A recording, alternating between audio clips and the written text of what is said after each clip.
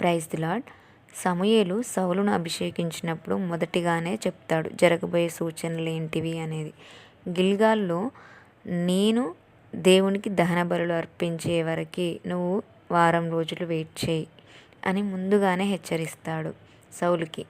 కానీ సౌలు ఏం చేస్తాడంటే ఫిలిస్తీయులు యుద్ధానికి వచ్చినప్పుడు జనులు భయపడేది చూసి, జనులు చెదిరిపోయేది చూసి వారం రోజులు వెయిట్ చేస్తాడు. కానీ సమూయేలు వచ్చే వరకు ఓపిక పట్టకపోతాడు. ఎందుకంటే పరిస్థితులను చూశాడు, ప్రజలను చూశాడు, శత్రు దాడిని చూశాడు. కానీ సమూయేలు మాటను నమ్మలేకపోయాడు. సమూయేలు ద్వారానే దేవుడు సౌలును అభిషేకించాడు. సమూయేలు మాటలో ఏ ఒక్కటి తప్పిపోదు అనేది సౌలుకు తెలుసు. అయినా కూడా అక్కడ అవిధేయుడిగా మారాడు పరిస్థితులను బట్టి. దేవుడు ఒక్కొక్కసారి మనను కూడా టెస్ట్ చేస్తూ ఉంటాడు.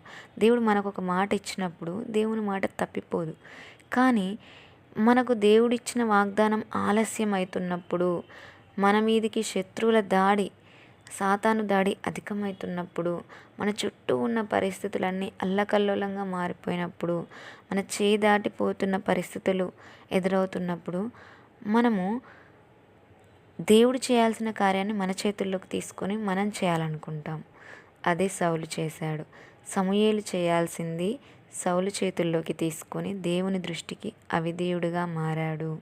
దేవుడు మన పేషెన్సీని చెక్ చేయడానికి కొన్నిసార్లు ఆలస్యాన్ని అనుమతిస్తాడు.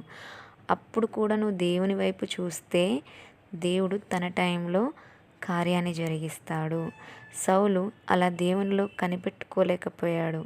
ఆ విశ్వాసంలో తప్పిపోయాడు. అందుకే దేవుని దృష్టికి అవిధేయుడిగా మారిపోయాడు.